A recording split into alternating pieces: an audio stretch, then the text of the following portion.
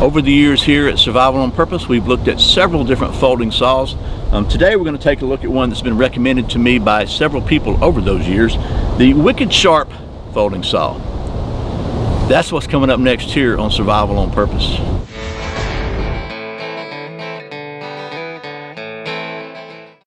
Welcome back to Survival on Purpose, your home for trustworthy information and gear reviews related to camping, survival, and general preparedness for regular folks.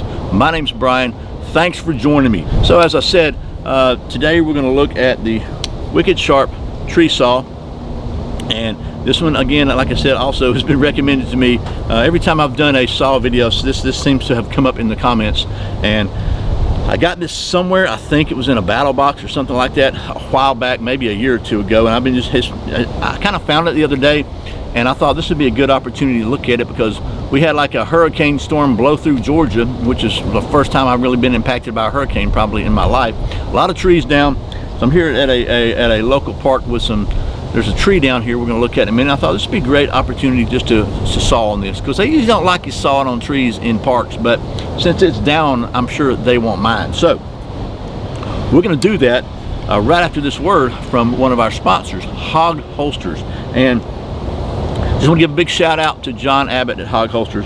John is one of the people that I met through YouTube, and he's actually become a really good friend of mine.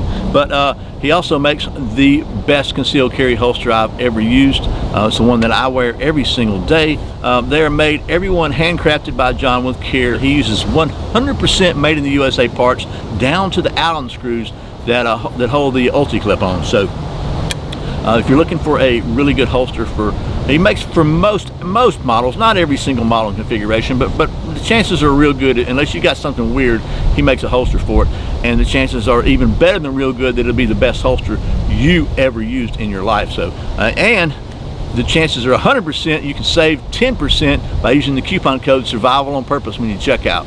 Tell John I said hello. Anyway, so that's the sponsorship spot for today.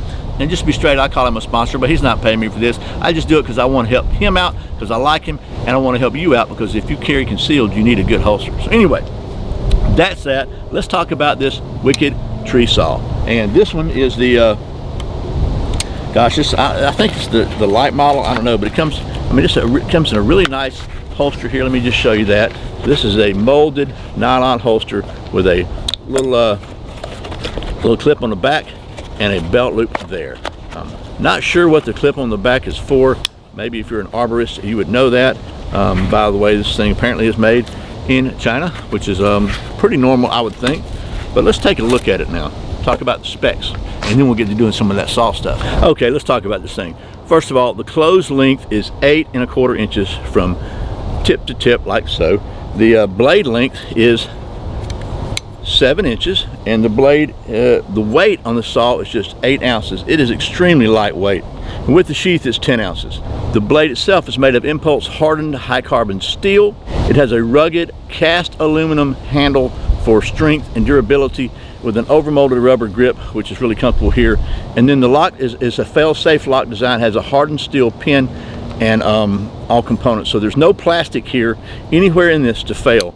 It is 100% rock solid, and it locks up really solid, and there you go. It's got this little lanyard on it for hanging up or whatever, but I'll tell you, it's really lightweight. It feels really good, which is all great, but it's a saw, so how does it cut? Oh, by the way, the price for this thing with the sheath, somewhere around 35-40 bucks, depending on where you find it. You can find this on Sportsman's Guides. You can find it on Amazon, a lot of different places. So let's get to doing some saw stuff now. Okay, so here's a tree. It's been down for a couple of days. It's still really green, so it's a good opportunity to check out and see how well this thing cuts some green wood. Get the little one out of the way. So this is about 1.5 inches or so. And I was going to say also, like in the past, I've done comparing one saw to the other.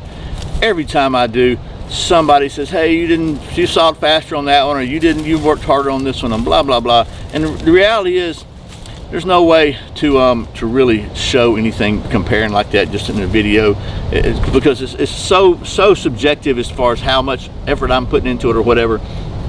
And I tried my best every time to be as fair as I could, but it's it really, what matters is how well this performs. And so if it works good, it doesn't work good. And again, it's really just up to you whether or not you think I'm being honest with you or not. I don't have a dog in this hunt. They're not paying me. I got this for free. It's I just saw it. I've heard a lot about it. I thought I would check it out. I don't even think I don't even think they're available on Amazon right now. So I can't, I can't make a commission on that or anything. I just want to show you the saw. My point is, if you think I'm scamming you or shilling for these people or whatever, you can think that, but I just want to see how well it works. So let's just do it. This is green wood, and I'm going to try to find a piece of dry wood on this. I think there's a dead limb up here we can check out too, just to see how well they work. But I'm just going to hold it kind of gently. I'm not going to work real hard. We're going to see how well it cuts. I'm not really grunting. I'm not making a big effort. Probably not going to be breathing heavy. And so I'm not trying to cut it super fast. I'm just trying to see, but it really does cut really, really well. It feels through this green wood anyway. And I think this is, I don't know what kind of tree this is. Maybe it's I don't know. I should know because I'm a Boy Scout, but I don't. So I cut that pretty slowly. We're going to try to cut this one a little bit faster. I'm going to stand up where I can get some leverage. See how fast I can cut this piece.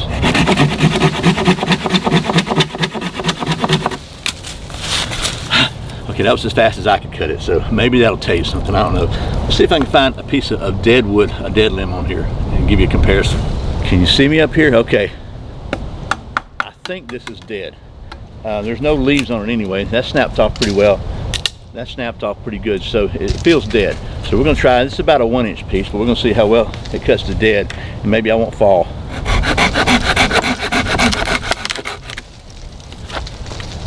Okay, yeah. You can see that it's pretty dry, pretty dead, and it cut it pretty well. So we'll try this bigger piece here, just for fun.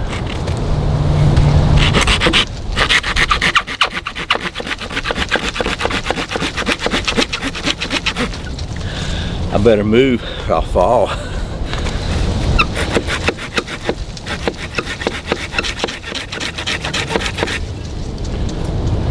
I'm not left-handed.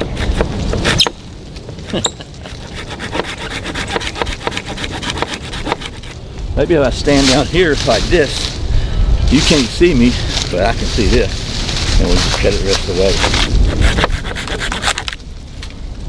Okay, so that one's pretty dead too, as you can see. So yeah, it cuts pretty good. Chuck Norris once bowled a perfect game with a marble. Okay, well, how does the Wicked Sharp Tree Saw cut? Wicked Tree Gear, I guess, is the official name of the company. And I gotta say, it cuts really, really well. But I know the question that many people are gonna have is, how does it compare to, say, a Silky, which is around the same price point, or a Baco, which is probably a little lower than that, depending on where you buy it or where you live. And I think it seems, in my experience, this is again just my opinion, based upon having used both those saws a fairly good bit, it cuts just as well as either one of those. You know, as far as how long would it last and how long would it cut for that long, I don't know. I hadn't had this one that long. I will say this about it: a couple pros and cons. First of all, one of the cons for many people, and it's not my favorite thing, but it's all made, this one is 100% made in China. The saw's made in China. It says so on it right there on the blade. The sheath is made in China. A lot of stuff is. Probably the device that you're watching this video on is. So there's that. I think the Baco is still made maybe in Sweden or Finland or somewhere like that, somewhere in Europe. And the Silky, I think, is made in Japan. They may be made in China now, for all I know, since they gained in such big popularity thanks to people like Dave Canterbury and other bushcraft, the popularity of bushcrafting stuff, I guess, woodcrafting, whatever you want to call it, in the US and across the world. These folding saws have gained really big in popularity. But if made in China is a deal breaker for you, then this is not going to be the saw for you. I will say this: I think as far as strength and durability, this is better than the Baco. My Baco, the lock speaking of the locks, this is a steel lock. The lock on my Baco broke. It still works, it still cuts fine, but the lock does not work. I don't see this lock breaking. It's steel and it's all cast aluminum, so it's just, as far as toughness goes, it's really tough. As far as weight goes, I think it's a little lighter than a Silky. Silky's pretty tough too, but it has a little plastic on it. As far as cutting, I think either one's going to be fine, to be honest with you. I mean, I know there are people that say, oh, the Silky cuts circles around this, or the Baco cuts circles around this. Or you know what? Probably the difference is so small that you would never notice it. That's just my opinion. But, you know, it's based upon several years of experience. So, anyway, again, made in China is the big con, I think, for a lot of people on this one.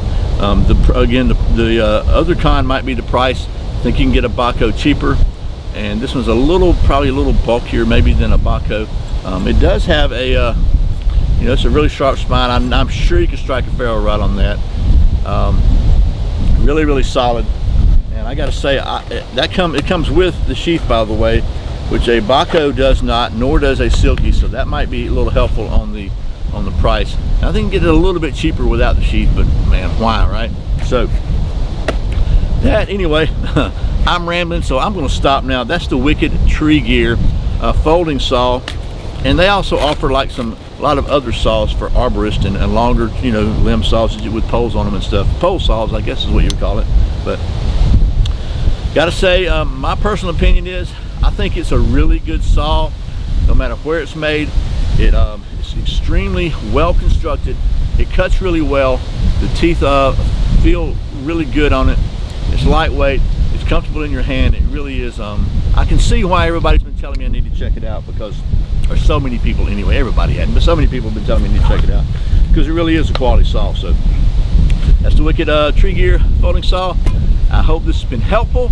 I really appreciate you watching Survival on Purpose. I put out a brand new video every Friday and Saturday, and sometimes random videos throughout the week. If you'd like to support the channel financially, I invite you to go to patreon.com/survivalonpurpose. And I say this every time, you've probably heard it a million times, but if you want to find out some of the secret benefits for supporting the channel on Patreon, I invite you to go to survivalonpurpose.com/subscribe. Get signed up for my weekly email newsletter, where I'll share some of those secrets with you. So anyway, every week, by the way. So I really appreciate the support. Once again, my name's Brian. You're watching Survival on Purpose. Remember, survival's not an accident, so be prepared. I'll see you next time.